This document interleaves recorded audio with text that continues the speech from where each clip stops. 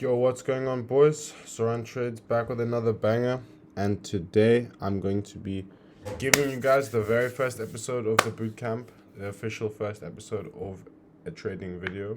So yeah, without further ado, because I'm going to be starting from scratch, I'm going to be telling you guys what is trading actually. So you guys always see trading. I'm sure we always see trading. What is trading, right?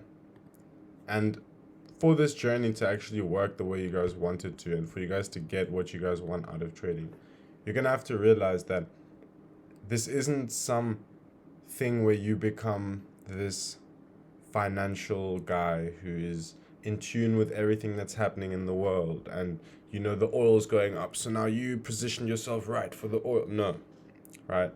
You are placing a very, very educated bet. That is what trading is, okay? It is a consistent bet that is able to be studied in depth, right? Ultimately, what is a trade? We're placing money somewhere to make more money or lose that money, right? And what else do people do that in? Sports betting, soccer teams, right? People bet on soccer teams. People bet that a soccer team is going to win or lose a soccer game. But why is soccer gambling? Because a soccer team consists of human beings who change, people change, teams change, trends change, players get old, right? You can't consistently beat like the odds that the gambling companies are going to give you, you know? You can't always know what's going to happen. You have to, it's very rare that you can do that because how are you constantly going to be able to predict a soccer game? That's going to be luck, right? It's not like you can go over the last 100 soccer games and assume the next 100 will play out like that. But in the financial markets, we can, right? Because the financial markets are based on psychology, human psychology, and the financial markets are based on the way that we spend money, and that will never change, right? Because human psychology will not change. So, in a trading situation, when we compare it to the soccer, we actually can look at it and go, okay, if the last 100 trades played out like this, there's a very, very strong chance that the next 100 trades will play out like this. So all that the trading space is the manifestation of a whole bunch of people looking for a stable bet. And now why do people, for example, trade the Nasdaq? Because it's a financial tool that a lot of people use, right? Lots of big banks are putting money into it. Therefore, there's volatility and we can take advantage of that. And that is something, because the Nasdaq is so old, we can know. It's like, imagine there was a soccer team that had the same players for 100 years and the players never got old and the way they played never changed, right? That is what trading is, okay? And some of the benefits of trading, to lots of you guys who don't know this, is that trading can literally be done from anywhere, right? You can trade from your home, you can trade from a pool, you can trade in the plane, you can literally trade anywhere. And that sounds cool and all, but when you actually are doing it, and that is how you're making your money, it's a very different feeling. Because if you don't want to wake up and get out of your bed and it's raining, you can chill inside, bro. If you are going on holiday, your holiday doesn't have to get put on pause for you to do your work. You can do your whole holiday, take your phone with you, and then just trade for your 1.5 hours a day, and that's that. Another thing, which is a really big benefit of trading, is the scalability aspect of it, right? Because, and I'm going to go into this in a bit more detail, but trading is by far the most scalable business model that there is when you know how to do it, right? When you are profitable and you can win in the markets day in, day out, there's pretty much no limit to how much money you can make. And the third really big benefit to trading that there is the low startup costs, right? There's almost no business model that you can get a hands-on learning experience that is directly simulating your actual real business environment in a way that you can with trading. Because let's just say you open a shop, okay?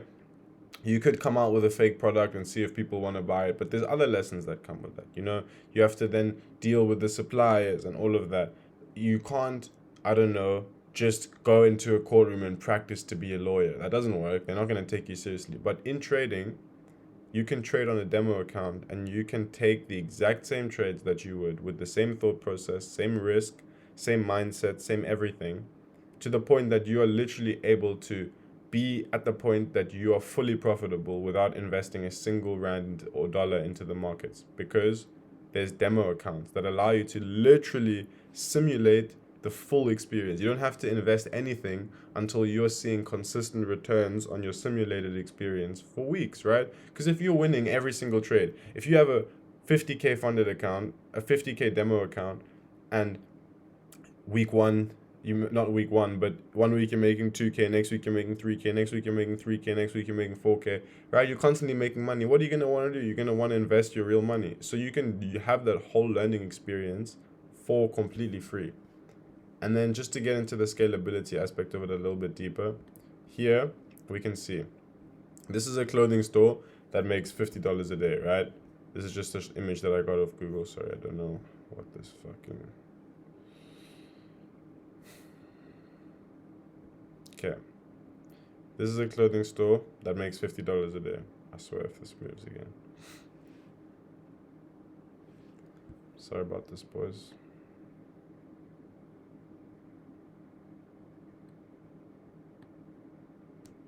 This is a clothing store that makes $50 a day, right? They sell something on the side of the road. It's not a big establishment, right? It's just a little pop-up shop. They make $50 a day. And this is a trade that made $50 a day, okay? In one trade, one day, $50, okay? Now, when we compare the shop that makes $50 in a day to the shop that makes $5,000 in a day, what do we see?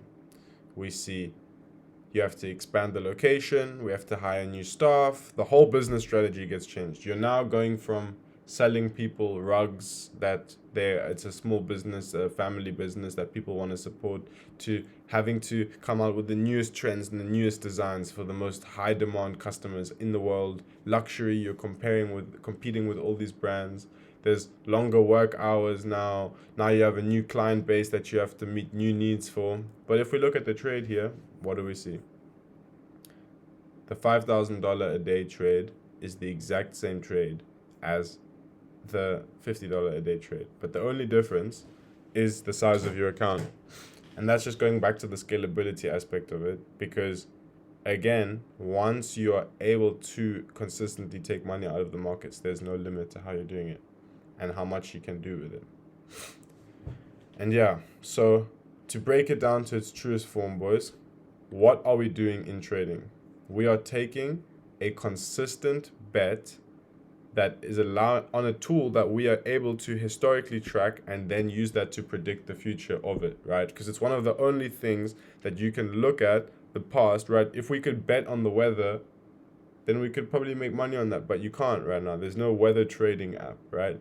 But the NASDAQ has been around for a very long time, and we're able to look at the past 1,000 days, and with that assume that the next 1,000 days are going to play out the same.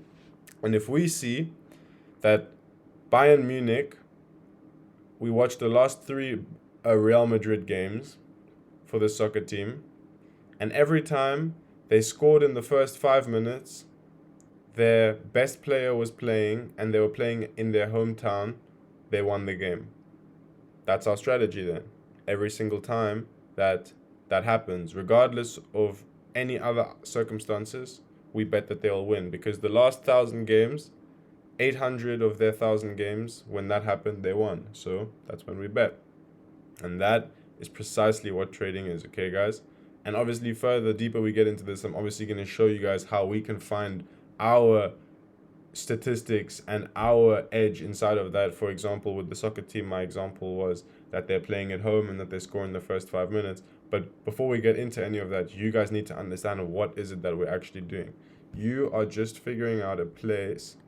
This is the chart.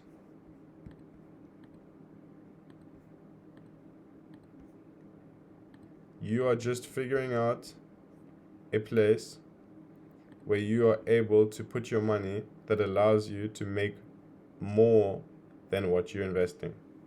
The same way you would with a soccer game.